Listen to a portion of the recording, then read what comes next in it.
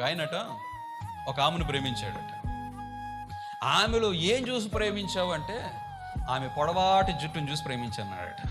ఆయనకి జుట్టు అంటే అంత ప్రేమ, జడ అంటే అంత ప్రేమ. పెళ్ళి ఏందో తెలిసిందా సగరమని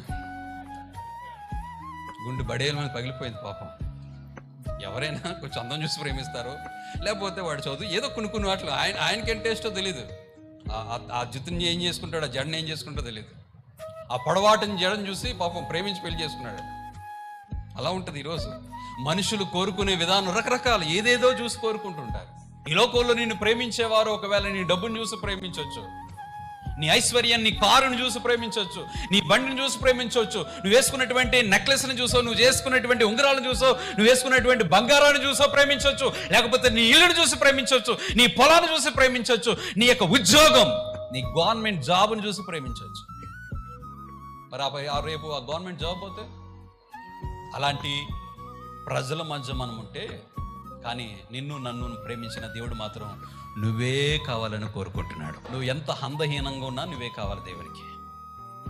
నీ దగ్గర నయాపాశ లేకపోయినా నువ్వే కావాలి దేవునికి.